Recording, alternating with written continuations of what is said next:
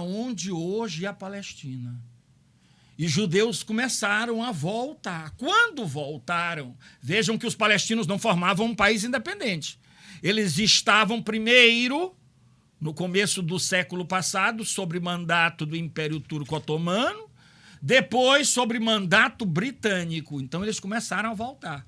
Quando eles começaram a voltar, eles começaram a ter entreveiros com os palestinos. Mas os palestinos formavam um país independente? Não formavam um país independente. Porque no começo do século passado, a Palestina, que já foi uma província romana na época de Jesus, era uma província do Império Turco Otomano. E depois, com o esfacelamento do Império Turco Otomano após o término da Primeira Guerra Mundial, a Palestina passou a ser administrada pelos britânicos, pelos ingleses. Porque o Império Turco Otomano lutou do lado da Alemanha e do Império Austro-Húngaro durante a Primeira Guerra Mundial. E esses países perderam a Primeira Guerra Mundial. Do Império Turco Otomano surgiram inúmeros países, hoje em dia, Síria, Jordânia, Líbano, Egito, Turquia moderna. Do Império Austro-Húngaro surgiu Áustria, surgiu Hungria, surgiu Romênia, surgiu Tchecoslováquia, que hoje está dividido em 2 países. Esses países, junto com a Alemanha, perderam a Primeira Guerra Mundial. E o Império Turco Otomano, quando se esfacelou, e a Inglaterra foi uma das vencedoras, os britânicos passaram, então, a administrar a Palestina. E vejam vocês que os judeus começaram a voltar para a Palestina. E quando voltavam, entravam em conflito com os palestinos que estavam lá, com os árabes que estavam lá. Lembrem-se que os judeus moraram lá outrora também. Então a terra é dos 2 povos. Então o que foi que aconteceu, Afrânio? Aconteceu a Segunda Guerra Mundial. Na Segunda Guerra Mundial, a Palestina estava sob mandato britânico. Estava sob mandato inglês. Os ingleses prometeram que, após o término da guerra, iriam ser criados 2 estados. Eles iriam se retirar da Palestina. Iriam ser criados na Palestina 2 estados. Um estado para abrigar os árabes palestinos, e um outro estado para abrigar os judeus que estavam voltando para a sua terra. Tá? Então, terminou a Segunda Guerra Mundial. Um fato que nós temos que considerar aqui. O Holocausto foi uma faca de 2 gumes. Eu não falei para vocês que os judeus estavam dispersos pelo mundo todo? Onde os judeus estavam, eles dominavam a economia. Vejam vocês, Jesus era judeu. Albert Einstein era judeu. Steven Spielberg é judeu. Tá? Então, Hitler achou que os judeus contribuíram sobremaneira para a derrocada da Alemanha na Primeira Guerra Mundial.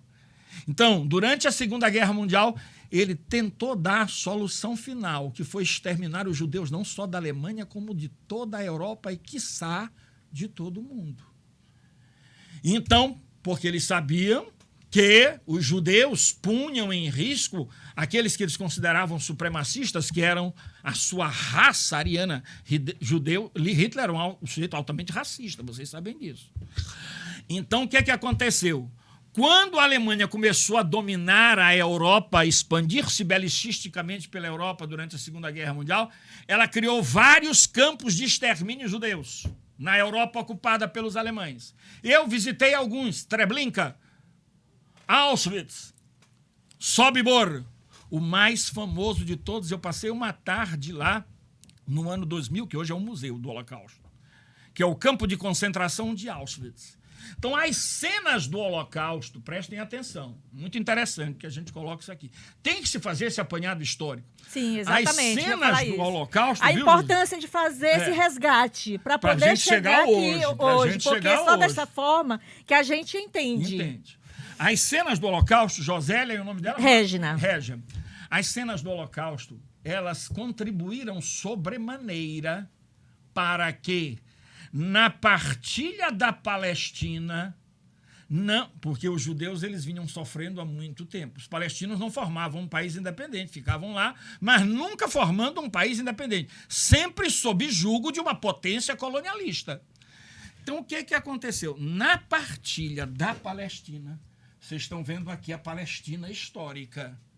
Na partilha da Palestina, 55% aqui a partilha. Essa partilha ela aconteceu 2 anos depois do término, porque com o término da Segunda Guerra Mundial não foi criada a ONU.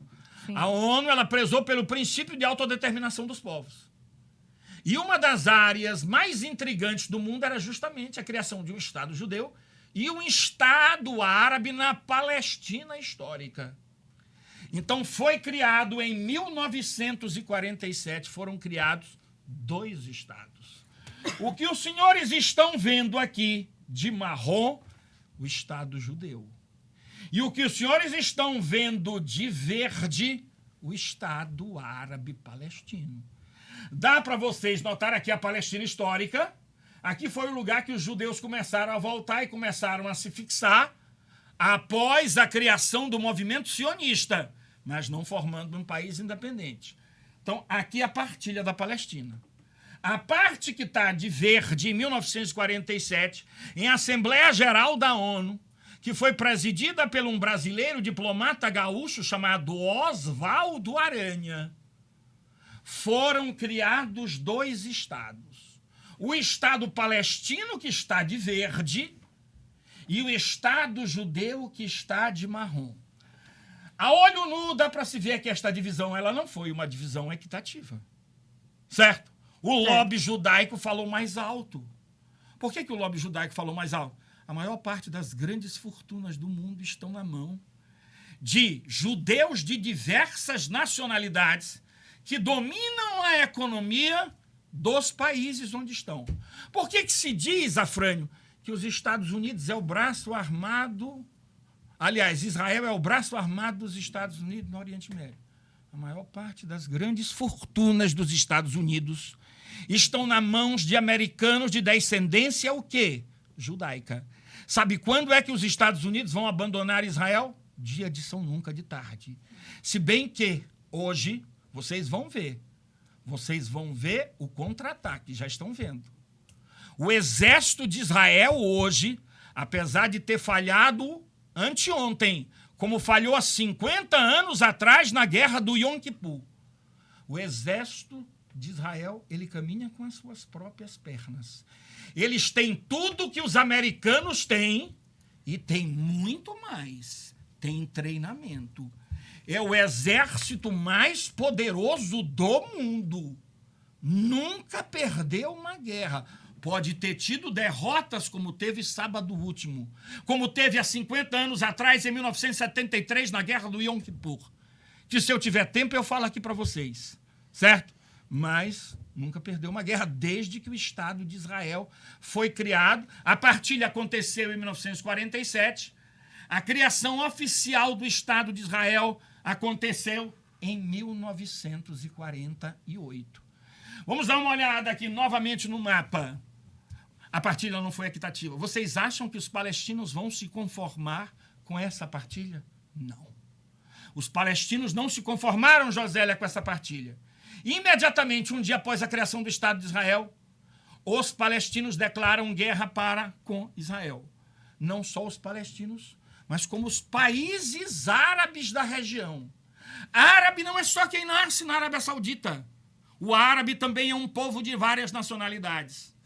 Falam árabe, Arábia Saudita, Iraque, Kuwait, Bahrein, Emirados Árabes Unidos, Sultanato de Omã, Jordânia, Síria, Marrocos, Egito. Todos estes países são países árabes. E no mundo árabe, predominante, aí a gente entra na religião, predominantemente a população é muçulmana. Entenderam? Então, como a partilha não foi uma partilha equitativa, os árabes palestinos não se conformaram com a partilha. E com a ajuda dos países árabes próximos, principalmente Egito, Síria e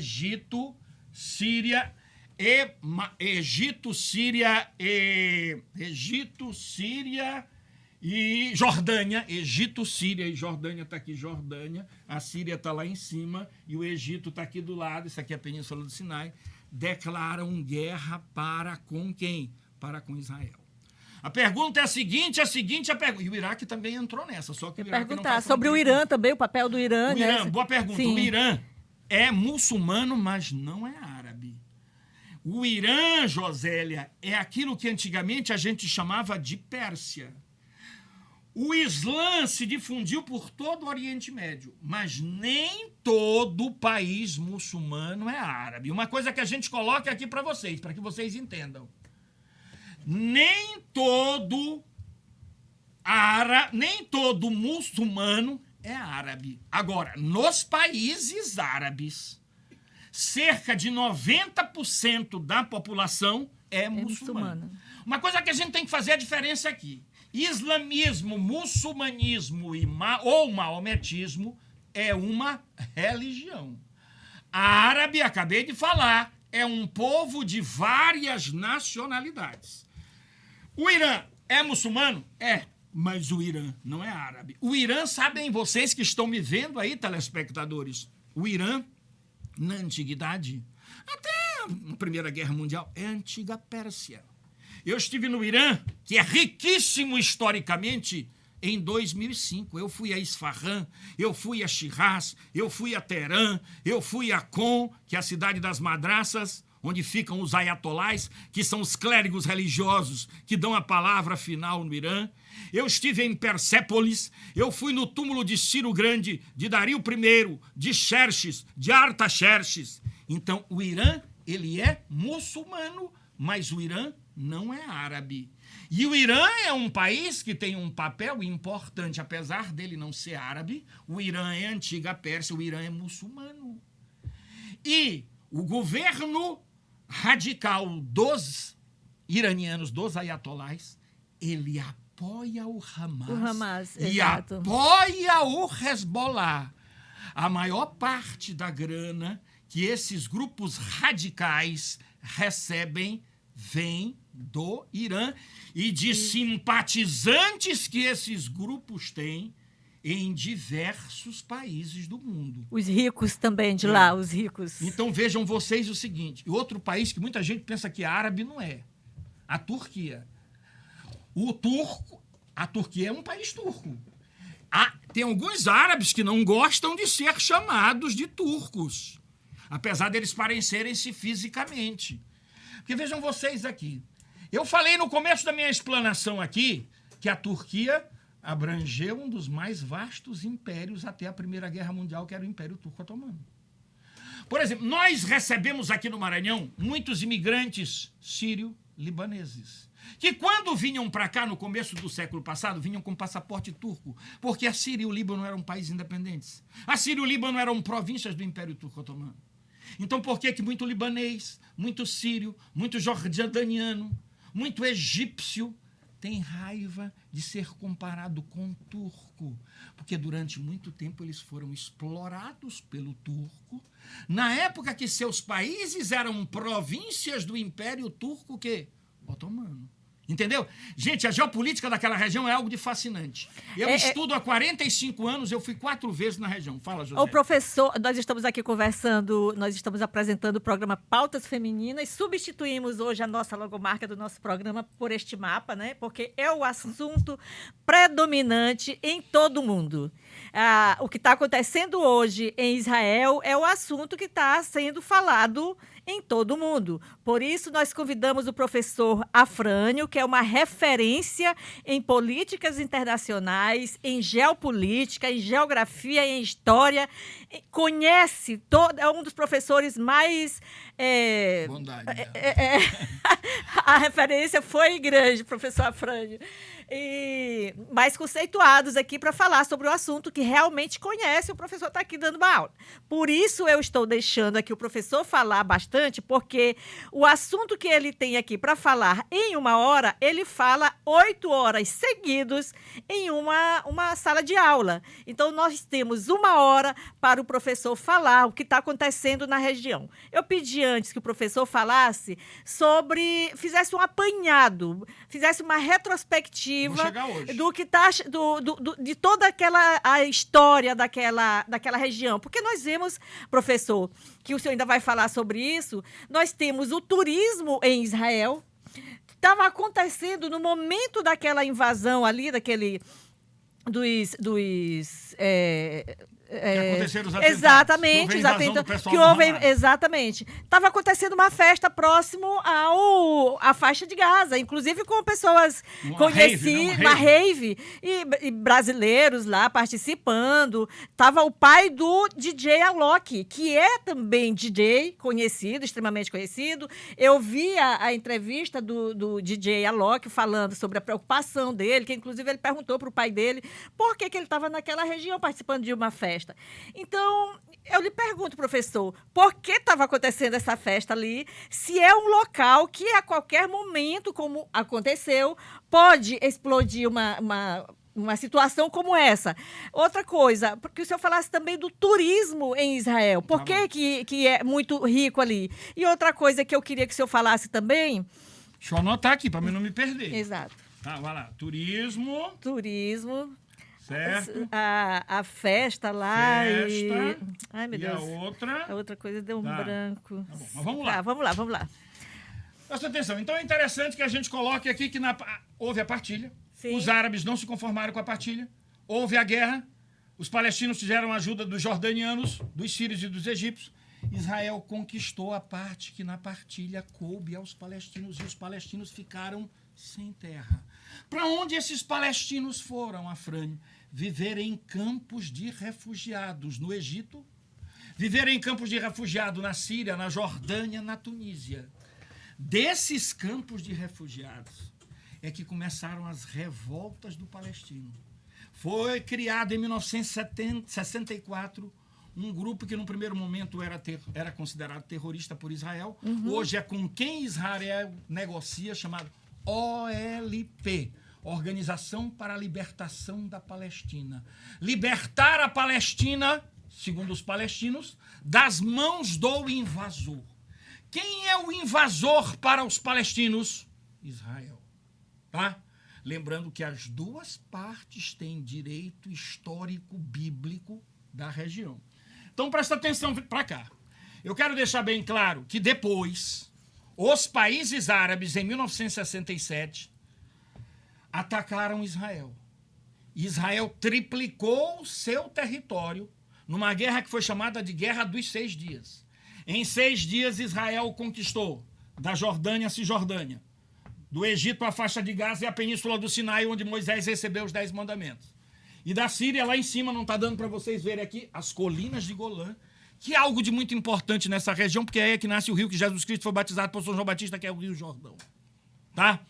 Então, o que acontece? E de lá para cá, sempre troca de animosidade entre os grupos. Em 73, há 50 anos atrás, houve um contra-ataque dos países árabes. Eles recuperaram algumas dessas áreas, mas Israel rechaçou, porque em 73, como agora, os analistas internacionais dizem que Israel vacilou na segurança. E em segurança em Israel, Josélia, é algo que é levado bastante a sério. Eu tive em Israel 2 vezes, em 2002, e eu tive em 1995. Você, para poder chegar em Israel, você tem que chegar no aeroporto que você vai embarcar pelo menos 4 horas antes do voo. Todo mundo é entrevistado e sambaculejado antes de entrar no avião. Seu Afrânio, o que o senhor... Um poliglota me entrevistou. Eu estava indo do Cairo para lá. O que o senhor vai fazer em Israel? Quais são as cidades que você vai visitar em Israel? Qual é o interesse que o senhor tem em visitar em Israel? E até hoje isso acontece. Só que nos últimos tempos, paz nunca vai haver.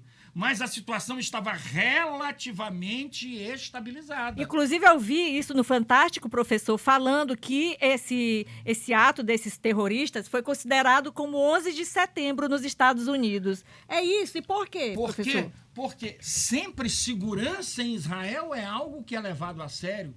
Por isso é que se questiona, gente, como foi que Israel permitiu que isso aconteça. Porque Sim, no máximo foi que acontecia... surpresa. O máximo que acontecia...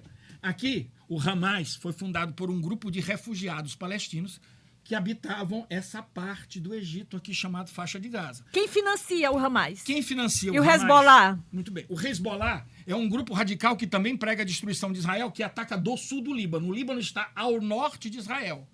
O Hamas e o Hezbollah, eles são financiados por árabes de diversas nacionalidades que são simpáticos ao radicalismo, e o Hamas também, oficialmente, ele é financiado pelo governo do Irã, dos ayatolás, e o governo de seu Bashar el-Assad, que é esse que os rebeldes estão querendo derrubar do governo da Síria através da Primavera Árabe desde 2011, e até hoje ele não foi derrubado.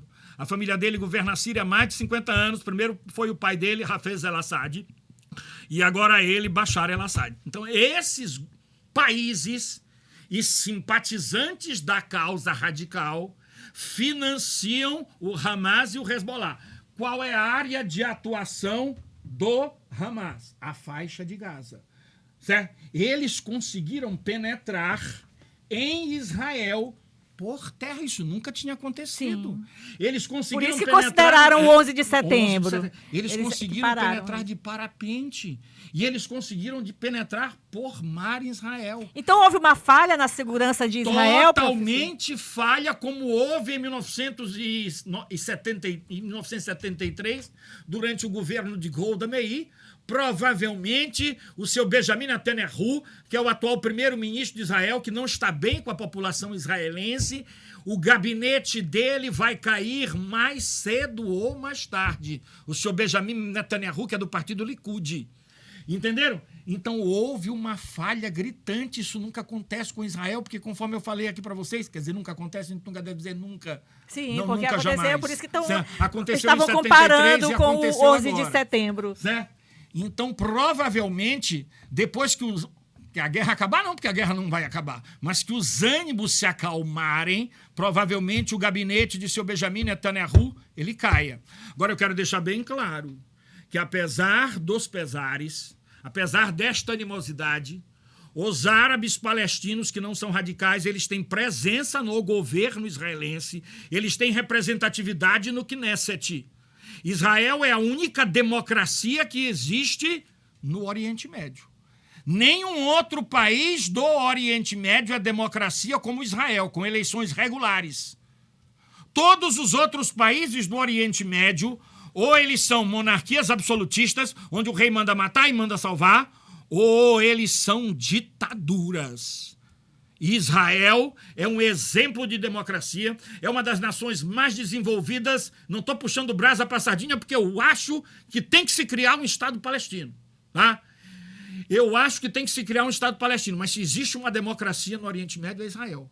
Não é à toa que turistas, a pergunta que tu fizeste, do mundo todo vão para a Terra Santa. Porque Jerusalém, que é a capital religiosa de Israel, certo? É uma cidade que é sagrada para 3 religiões. Jerusalém é sagrada para nós cristãos, todos nós aqui somos cristãos. Jesus viveu em Jerusalém, Jesus morreu em Jerusalém. Jerusalém é sagrada principalmente para os judeus. Se não vejamos os principais patriarcas judaicos, principalmente Davi, não viveu em Jerusalém. Salomão, tá? E Jerusalém é sagrada também para que nós vamos dar um intervalo aqui. Eita, só eu passei do intervalo. Eu fiquei tão... É um intervalo, né? Passamos 3 minutos e a Zambuja não veio gritar aqui. E Jerusalém, só para concluir aqui, para te dar um intervalo, eu bebi uma água também, porque a garganta está seca. Concluir o raciocínio. E Jerusalém é sagrada também para os muçulmanos. Mas por que para os muçulmanos? Na frente, a cidade sagrada para os muçulmanos é a cidade de Meca, onde nasceu o profeta Muhammad, que aqui no Ocidente a gente chama de Maomé. Jerusalém é sagrada para os muçulmanos, sabem por quê?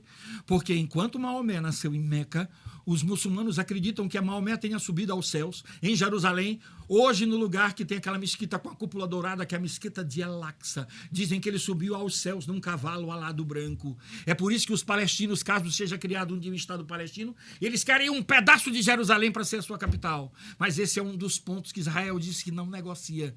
Para os judeus israelenses, Jerusalém é a capital indivisível de Israel. Gente, viu como aqui o nosso convidado aqui está dando uma aula. É realmente uma aula. Então, nós vamos para o intervalinho comercial. É rapidinho, não sai daí que a gente volta já para espremer o professor, o conhecimento dele, para a gente entender um pouco do que está acontecendo em Israel. E ele vai falar qual a importância ou a relevância disso para o mundo. Porque você vê a Europa toda falando disso, todos os governos, tudo. Eu vi ontem o Fantástico e fiquei impressionada. Daqui um pouquinho a gente volta falando mais sobre o assunto. Intervalo, rapidinho. Estamos apresentando Pautas Femininas. A prática de exercícios é extremamente importante para a saúde física do nosso corpo. Assim como a água tem uma função importante para o organismo, se exercitar é indispensável para manter a musculatura em movimento, gastar energia e fortalecer os ossos e articulações. Além de ajudar na diminuição do estresse, melhora no fluxo de sangue ao cérebro e redução da ansiedade. Praticar exercícios regularmente previne todos esses problemas e também ajuda na recuperação de depressão e autoestima, que são muito comuns na sociedade. Mova-se, viva uma vida feliz.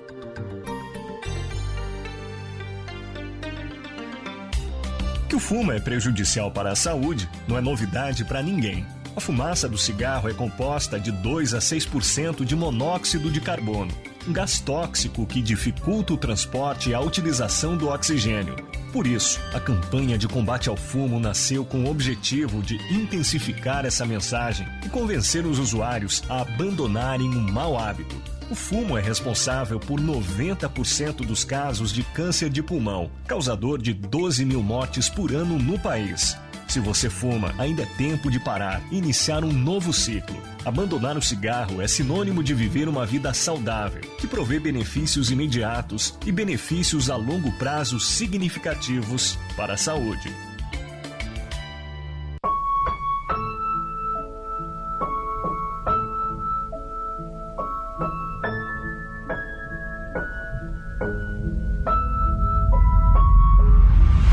Gravidez não combina com a adolescência e traz consequências para toda a vida. Informe-se, reflita, converse com sua família, planeje seu futuro e procure orientações em uma unidade de saúde. Adolescência primeiro, gravidez depois. Coronavírus. O que você precisa saber e fazer. O coronavírus é um vírus que causa doença similar a uma gripe. Ele é transmitido pela saliva, espirro, tosse ou aperto de mãos. Os sintomas são febre, tosse ou dificuldade de respirar. Para se prevenir, lave bem as mãos com água e sabão ou use álcool em gel. Cubra nariz e boca ao espirrar ou tossir. Mantenha os ambientes ventilados e evite aglomerações se estiver doente. Caso apresente os sintomas, ligue 136 ou procure uma unidade de saúde. Tem novidade no ar. Conheça a nova programação da TV Assembleia. O dia a dia da Casa do Povo. Acompanhe as notícias do trabalho parlamentar. Notícias, debates, opinião, esportes e direitos. Nova programação TV Assembleia é cidadania, é informação. Assista nos canais 9.2 na TV aberta, 309.2 na Sky e canal 17 na Max TV. Assembleia Legislativa do Maranhão. Voltamos a apresentar Pautas Femininas.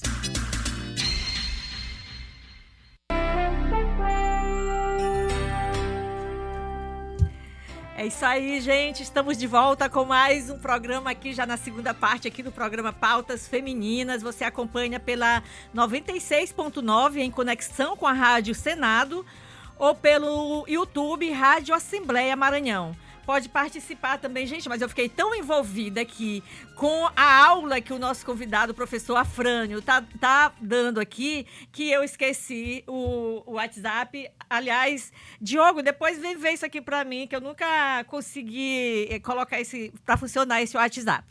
3269-3009. Nós estamos ao vivo com em mais de 30 municípios aqui no estado do Maranhão. Estamos pela internet no Brasil e estamos sendo assistidos até em Israel hoje, com certeza. E nós trouxemos aqui o professor Afrânio, que tem autoridade para falar sobre o tema de grande relevância que está hoje no mundo todo, que é o conflito ou a guerra.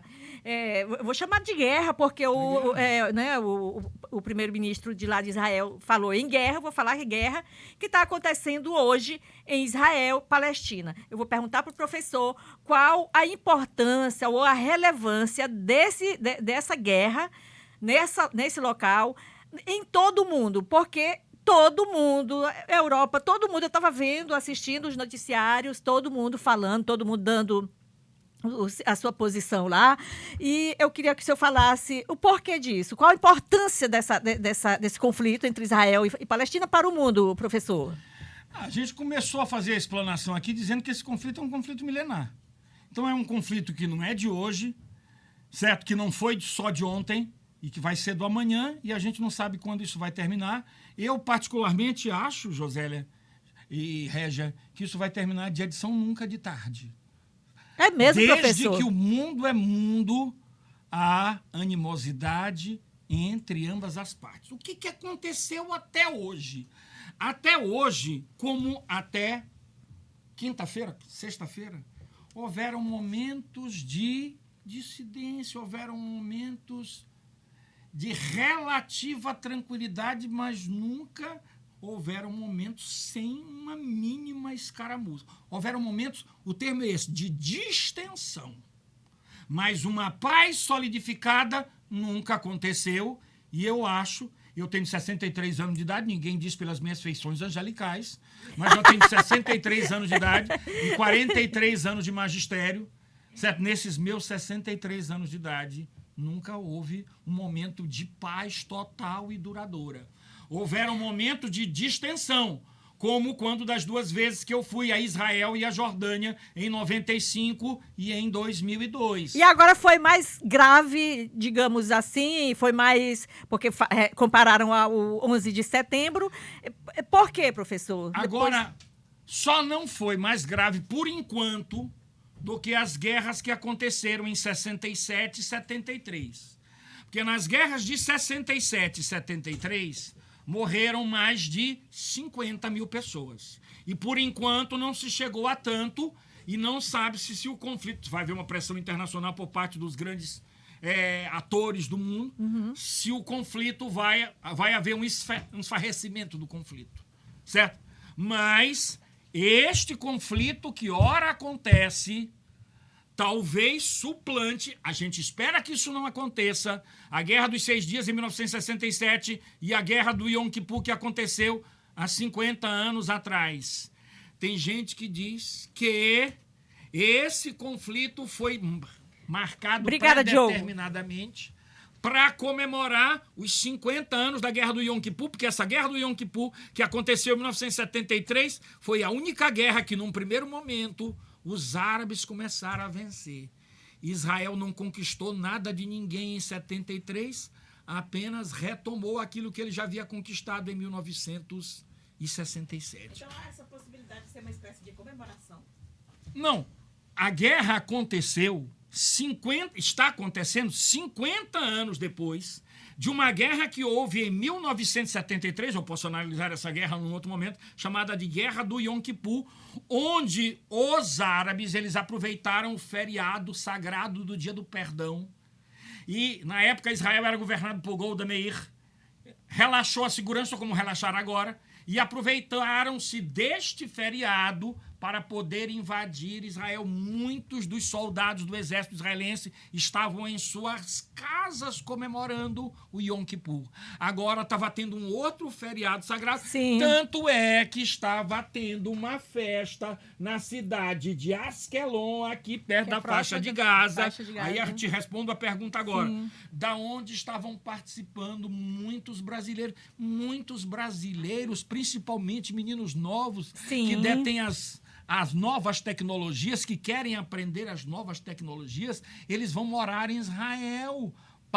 Porque Israel é o país das startups Então, muita gente vai para Israel porque ninguém tem mais tecnologia de Israel. Então, muitos brasileiros estavam por lá, inclusive brasileiros participando desta rave, na cidade de Askelod, que fica aqui perto da faixa de Gaza. E um dos primeiros locais que eles invadiram foi esse kibbutz, onde estava acontecendo essa guerra. E muitas pessoas foram massacradas. Foi. Uma outra curiosidade que a gente coloca aqui. O Hamas, ele discrimina a já discriminada mulher nos países muçulmanos. O Hamas, ele admite que hajam casamentos de homens de 30, 40 anos de idade com meninas que nem menstruam ainda. Existem exemplos de meninas de 10, 11 anos de idade que morreram com hemorragia interna na noite de lua de mel. Muita gente defende aí, temos que defender o LGBT. Mas sabe o que eles fazem com LGBTs? O pessoal do Hamas, eles jogam de prédio. Certo? Eles são altamente discriminatórios no que diz respeito a convívio com minorias. Eles são altamente machistas, o pessoal do Hamas. Tu me perguntaste, Afraninho, o que é essa faixa de Gaza? Vamos mostrar aqui para vocês a faixa de Gaza. Essa faixa de Gaza, presta atenção, ela tem de norte a sul em torno de 30 quilômetros, tá? De leste a oeste, a largura máxima, 11 quilômetros. Aí vivem 2 milhões de pessoas. Por isso é o que se diz, não existe bombardeio cirúrgico. Israel tem um escudo de míssil, eu não sei porque que escudo de míssil não foi acionado. Por isso é que eu disse que houve uma falha na segurança de Israel. Porque toda vez que o Hamas lança mísseis em direção a Israel, esses mísseis de defesa, eles são acionados e destroem os mísseis lançados pelos Hamas no ar. Dessa vez eles lançaram mais de 5 mil mísseis. Como conseguiram penetrar via marítima, via túneis que tem aqui por baixo, e conseguiram chegar de parapente. Por isso que houve uma falha deveras severa na segurança. Isso aqui é a faixa de Gaza. Tanto, professor, no ato em si, quanto no planejamento. Houve a falha na execução do plano, quanto houve uma falha para não perceber, para eles não identificarem que estava havendo um planejamento. Porque isso não foi coisa que foi planejada em 2 dias. Isso foi coisa que já vem sendo planejada há muito tempo. Pois é, por isso que houve uma falha absurda de Israel. Com certeza, depois que esse problema for parcialmente resolvido, porque resolvido não vai ser resolvido, o gabinete de Benjamin Netanyahu vai cair. Como caiu há 50 anos atrás, por falha na segurança, o gabinete de Golda Meir, que foi uma das criadoras do Estado de Israel. Tá? Então, é isso aqui que é a faixa de Gaza. Agora, presta atenção. Afrânio, o que é a Cisjordânia? Na Cisjordânia também existem radicais do Hamas. A Cisjordânia é isso que vocês estão vendo aqui. É a parte oeste do Rio Jordão. A Transjordânia é a parte leste, que hoje é só Jordânia. Tá aqui. Isso é interessante que se coloca. Deixa eu levar o microfone. Vou levar o microfone. Tá. Porque é interessante que a gente mostre porque a gente tem um mapa na cabeça, mas vocês não têm um mapa na cabeça. Vocês, telespectadores que estão vendo. Lá em cima, na fronteira de Israel com a Síria, tem uma região chamada Colinas de Golã. Obrigada. Essas colinas de Golã, elas são muito importantes, porque nessas colinas de Golã nasce o Rio Jordão. Sim. O Rio Jordão é o rio que Jesus Cristo foi batizado por São João Batista, tá? Então, presta atenção, o Rio Jordão nasce lá nas colinas de Golã. Ali tem uma parte azul que vocês estão tendo a oportunidade de ver bem aqui. Sim, e ali sim. também. Ali é o Lago de Tiberíades, que não é outro que a gente chama erroneamente aqui de Mar da Galileia. O Mar da Galileia não é um mar de água salgada, é um lago de água doce, por isso o nome é Lago de Tiberíades. Então o Rio Jordão ele passa pelo Lago de Tiberíades, onde ele recebe mais água, aí ele vai separar Israel, Cisjordânia, da Jordânia, e vai desaguar neste mar aqui, que eu banhei 2 vezes. Em 95 eu banhei do lado de Israel, em 2002 eu banhei do lado da Jordânia, que é o Lago Asfaltite ou Mar Morto, que é um lago de água salgada, que é a maior depressão que tem na face da Terra. Está a 396 metros abaixo do nível do mar Mediterrâneo. É um lago de água salgada.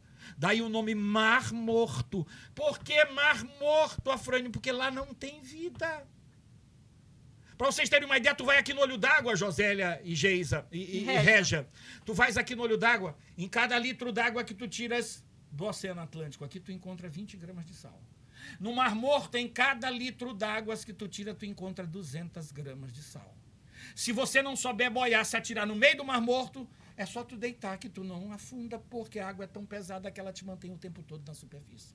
Eu tenho vários retratos, tanto do lado da Jordânia como do lado de Israel, fazendo de conta que estou lendo. Eu já boio bem, até em água doce, certo? Mas lá não é preciso saber boiar para poder boiar. E, inclusive, quando você vai a Israel, você vai mais ou menos por aqui, perto de Nazaré, no lugar onde presume-se que São João Batista tenha batizado Jesus. Eu aluguei uma túnica lá, teve um padre que estava de plantão que afundou a minha cabeça lá, e eu me batizei no mesmo lugar que Jesus foi batizado. Entendeu? E era isso que esses brasileiros... Gente, vão excursões e mais excursões de brasileiros. Absurdo, evangélicos, católicos. A quantidade de brasileiro que tem ali. E assistem missas ou assistem cultos no meio do Mar da Galileia. Estava infestado de turistas. Vocês estão vendo uma operação a nível mundial. Não é só o governo brasileiro que está mandando esses aviões para a Itália para ter permissão para aterrissar no aeroporto internacional David Ben Gurion, que fica entre Tel Aviv e Jerusalém, para resgatar os brasileiros que estão lá. Imaginem cristãos de diversas nacionalidades que devem estar passando pelo mesmo aperto que os brasileiros estão passando. Entendeu? Então, Israel está dividido basicamente em 4 partes. Vamos ver lá. Samaria, Galileia, Judá e Negev, que é a parte do deserto. Nesse deserto aqui, apesar de ser deserto, é uma área de alta tecnologia. Eles fazem irrigação por gotejamento. Israel é um dos maiores produtores mundiais de frutas cítricas, laranja, lima, tangerina e limão. E essas frutas cítricas são cultivadas no deserto de Negev. Israel é o país que tem mais... Eu sou meio suspeito. Eu sou a favor de se criar um Estado palestino, mas eu sou fã de carteirinha de Israel também. Entendeu? Sim, sim. Por causa da tecnologia, por causa da democracia, por causa do respeito. respeito. Povo, professor, que está lá na faixa de Gaza. O pessoal que está lá na faixa de Gaza. Presta atenção. Na faixa de Gaza estão os palestinos, porque foi devolvida a faixa de Gaza. Eu posso falar como foi que a faixa de Gaza foi devolvida, mas isso aí é o assunto de uma outra aula. Certo? Então, a faixa de Gaza é outra vez. Essa faixa de pode ser, né? Essa faixa de Gaza ela foi dada para a administração palestina em 2005. Da faixa de Gaza, que é o quartel-general do Hamas, é que partem os atentados para com Israel. Uhum. O pessoal da faixa de Gaza, o pessoal do Hamas, ele não quer negociar com Israel. Ele acha que Israel deve ser riscado do mapa. Por isso que Israel não negocia com Hamas e não negocia com o Hezbollah, que ataca do sul do Líbano. Mas aí, professor, eu lhe pergunto, esse povo que está ali nessa região da faixa de Gaza, Israel vai ter que atacar, porque Israel está se defendendo. E agora, aí, não vai... A pergunta é a seguinte, boa pergunta. Ali não existe bombardeio cirúrgico. Ali, caso Israel faça um bombardeio acentuado, eu falei, 360 quilômetros quadrados. A ilha de São Luís tem 1.450 quilômetros quadrados. Então vejam vocês, a faixa de Gaza é 5 vezes menor do que a ilha de São Luís. Aqui na ilha de São Luís vivem 1.500.000 pessoas. Na faixa de Gaza vivem 2.300.000 pessoas. Entendeu? Então qualquer bombardeio cirúrgico vai morrer inocente. Vai morrer muita gente. Muita gente. Não se sabe o que vai acontecer. Exato. Porque não existe bombardeio cirúrgico. E às vezes o que eles fazem, o pessoal do Hamas? Tem local onde tem instalações de mísseis lá na faixa de Gaza. Tá? E eles botam esses mísseis em escolas, em creches, em hospitais. Certo? Para que o Serviço Secreto de Israel, o Mossad, quando detecta que o míssil está sendo lançado dali, bombardeia. E além dos inocentes que estão ali, não tem como não morrer gente numa área das mais densamente povoadas do mundo. Então, a carnificina vai ser alta. Vai ser grande. Eu espero que não aconteça isso, mas pelo andar da carruagem, as perspectivas elas são obscuras. Mas, Afrânio, com quem que Israel negocia? Tu falaste em Hamas, que atua na Cisjordânia, na faixa de Gaza. Tu falaste no Hezbollah, que não dá pra gente ver, que atua do sul do Líbano. Israel negocia com a autoridade palestina, com um partido político palestino chamado Fatah. Qual foi o primeiro líder palestino a reconhecer a existência de Israel em 1993, nos Jardins da Casa Branca? Yasser Arafat, que foi arqui-inimigo, mas reconheceu. Vocês duas são mais ou menos um pouco mais novas do que eu, mas são minhas contemporâneas. Vocês se lembram daquele aperto de mão simbólico que houve nos Jardins da Casa Branca em 1993 entre Yasser Arafat e o então primeiro-ministro de Israel, Yitzhak Rabin. Esse Yitzhak Rabin, por ter apertado a mão de Arafat... Porque, vejam vocês, é interessante isso falar. Existe radicalismo do lado palestino, Hamas, Hezbollah, Brigada dos Mártires de Al-Aqsa, tá? Jihad Islâmica. Mas existem judeus radicais, que talvez não sejam tão radicais como o pessoal do Hamas, mas eles não querem que Israel devolva nada para se criar um Estado palestino, o que tem que acontecer. Entendeu? Sim. Quais são os judeus radicais? São aqueles judeus ortodoxos que deixam a barba crescer e fazem cachinho aqui na barba. Vocês já viram? Sim, sim. Que usam aqueles fraques. Por eles, Israel não tem que devolver nada para que se crie um Estado palestino. Isso é um absurdo. Porque nós temos que ter um dia lá, não sei se eu vou estar vivo para ver, nós temos que ter 2 estados. Entendeu? Então, esses judeus ortodoxos radicais, eles não querem também negociação de paz. Já que estamos falando de judeus radicais, eu falei que em 1993 teve aquele aperto de mão entre Arafat e Rabin. Rabin foi o primeiro-ministro de Israel a reconhecer a possibilidade da existência de um Estado palestino.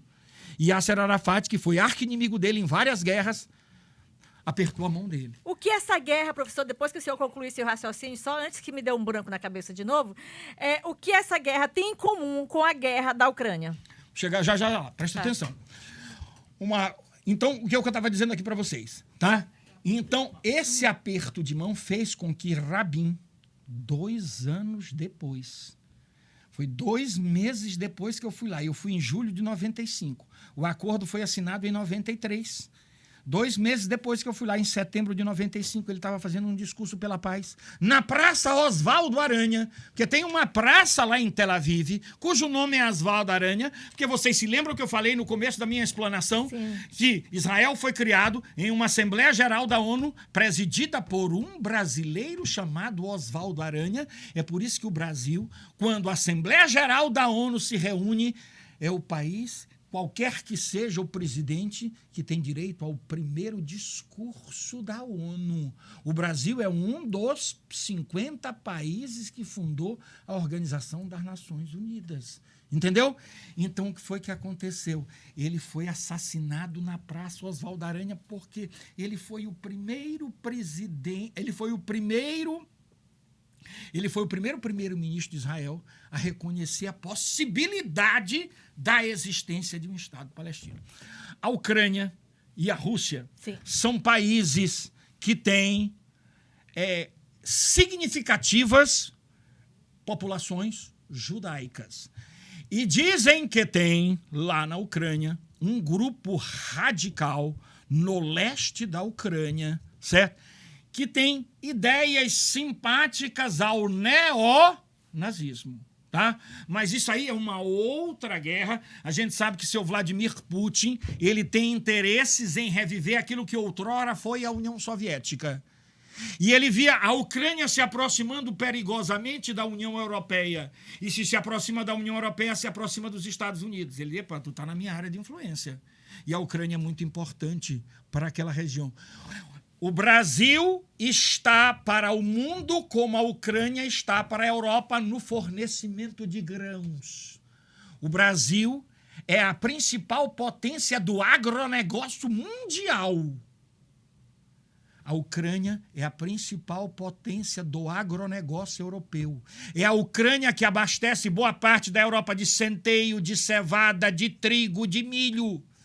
E os portos da Ucrânia, as águas nunca congelam. Então, seu Vladimir Putin está de olho nos portos do Mar Negro, Sebastopol, Odessa, Kerch, que são portos localizados no Mar Negro e no Mar de Azov, na Ucrânia. Já os portos russos, quando o inverno é muito rigoroso, eles congelam. Então, seu Vladimir Putin nunca se conformou com o esfacelamento da União Soviética. Ele quer reviver aquilo que outrora foi a União Soviética. E a Ucrânia era a segunda mais importante das repúblicas que formavam a União Soviética. Então, ele quer reabatar a Ucrânia para a sua área de influência. A União Soviética, vocês já nasceram na época da Guerra Fria, vocês se lembram da Guerra Fria, ela que era a guerra que era travada indiretamente entre Estados Unidos e a União Soviética, ambos querendo expandir as suas ideologias político-econômicas pelo mundo. A União Soviética era a grande rival dos Estados Unidos. E vocês sabem, veio a época Gorbachev, que fez a perestroika, fez a glasnost. Com a glasnost, as repúblicas que formavam a União Soviética foram para as ruas, exigiram independência. E a União Soviética, no dia 25 de dezembro de 1991, se dividiu em 15 países. Ninguém diz mais rápido do que eu. Hoje são 15 países independentes. Lituânia, Letônia, Estônia, Geórgia, Armênia, Moldávia, Ucrânia, Bielorrússia, Rússia, Cazaquistão, Azerbaijão, Tajiquistão, Turcomenistão, Uzbequistão e Kirguistão. Isso tudo são países independentes. Quais eram as 3 mais importantes repúblicas soviéticas? A Rússia. A Rússia era tão importante para a União Soviética que a capital da Rússia era a capital não só da Rússia, como era a capital de toda a União Soviética, que era a cidade de Moscou. A segunda mais importante era a Ucrânia. E a terceira mais importante era o Cazaquistão. Essas eram as 3 repúblicas soviéticas que detinham em seu território arsenais nucleares. A gente está saindo um pouco da nossa seara. Olha, tá indo pra outra e coisa. eu ainda queria falar, gente, o professor Afrânio é o seguinte, é professor, né? Então é isso. E a gente ainda tinha um tema importante que eu queria falar, porque o professor, além de professor, ele ocupa um cargo no porto, no nosso porto aqui, que é um dos maiores portos, né, do mundo, né, professor? Falando aqui rapidinho, vou pegar aqui um minutinho, porque nosso tempo já estourou, né, professor? Tá bom. Que ele, a sua função lá no porto. Olha, eu sou coordenador, eu trabalho na gerência de planejamento do Porto do Itaqui, mas a gente presta serviço para todas as gerências lá do Porto do Itaqui. Nós somos, hoje em dia, um dos responsáveis pelas apresentações institucionais do Porto e receber visitantes para que esses visitantes conheçam a importância logística e econômica do Porto do Itaqui, não só para o Maranhão, como para todo o Arco Norte, e levar esses visitantes para verem o potencial que nós temos lá no Porto do Itaqui, visitar os 9 berços de atracação do Porto do Itaqui. Hoje nós somos um dos responsáveis. Agora mesmo eu estava recebendo auditores da Justiça do Trabalho. Eu passei a manhã com eles. Quando tu me ligaste, eu digo, eu não sei se vai dar tempo de eu chegar aqui, porque eu estava levando... Eu dei uma pressão doida, porque eu queria falar sobre esse assunto. Rapidamente, porque eu tinha que vir aqui para vocês, eu tinha que fazer esses esclarecimentos. Esse ano a gente já teve em Agrobalsa, já teve em Expo Ímpia, já teve em Expo Açailândia, em Expo Codó, em Expo Ema. Todas as feiras aqui a gente vai fazer a apresentação do Porto do Itaqui. Gente, olha, assim, o que ele falou aqui, assim, é uma partezinha, porque o assunto ele fala, a gente já tinha falado sobre isso, 8 horas em uma aula, em uma conferência. Vocês viram que a gente falou rápido, né? Exatamente. Então ele fez um resumão, falou rápido, mas a gente eu espero que a gente tenha conseguido o nosso objetivo, que era justamente levar para você, telespectador, ouvinte, o que está acontecendo, não hoje, mas tem um entendimento geral do que leva a essa guerra lá em Israel. É isso aí, nós agradecemos muito a presença do professor Afrânio aqui. Muito obrigada, professor, que eu sei que o senhor fez um sacrifício para estar hoje aqui com a gente, com o nosso telespectador. Obrigada. Dê o seu recado aí em 10 segundos para eu fazer aqui minhas considerações finais. Eu quero agradecer aqui a Josélia, quero agradecer a Régia, tá? A deferência de terem me chamado aqui. Para mim é sempre uma satisfação. Eu me coloco sempre à disposição da TV Assembleia para dirimir qualquer dúvida que porventura vocês possam ter no que diz respeito a Porto, no que diz respeito à história, à geografia, à atualidades, à geopolítica. Eu adoro o meu Maranhão. Eu conheço dos 217 municípios do Maranhão, 195. Então, quando vocês quiserem saber de alguma coisa, nós estamos à disposição de vocês. E um beijo no coração de todos. Eu espero que eu tenha dirimido algumas dúvidas. Eu amei, gente, eu amei conversar com o professor Afrânio. Eu amei. Olha, gente, obrigada pra você, nosso ouvinte, telespectador. O programa Pautas Femininas vai ficando por aqui e tem produção e apresentação de Josélia Fonseca e Regina Santana, editor de áudio Leon Magno Santana e Edivaldo Azambuja, o operador de áudio Azambuja, coordenador de rádio Gregório Dantas, o diretor técnico Fernando César, redes sociais, nosso querido Diogo Oliveira, diretor de rádio e TV, Juraci Filho, nossa diretora adjunta de comunicação, Glaucione Pedroso, a nossa diretora geral de comunicação, daqui do Complexo de Comunicação, Jaqueline Hille, foi sua aluna. Não é irmã de Margarida? É filha da ex-deputada Helena Hille. Ali todo mundo foi meu aluno. Ribamar, Sâmia, Samira, tu é juiz aí. Todo mundo, exatamente. São lá de Barão de Grajaú. E a nossa... Fez aniversário anteontem, Helena Hille. Olha, gente. E nossa presidente da Assembleia Legislativa do Estado do Maranhão, a deputada Iracema Vale. Também foi aluna, professor? Não, Erlon, o marido dela, foi meu aluno. Pronto. Filho do professor Carlos Salles de Português. Eu agradeço demais, eu amei esta entrevista. Obrigada, gente. Até o próximo programa, quando estaremos de volta aqui. Até a próxima segunda, quando estaremos de volta aqui com o programa Pautas Femininas. Um beijo e até lá.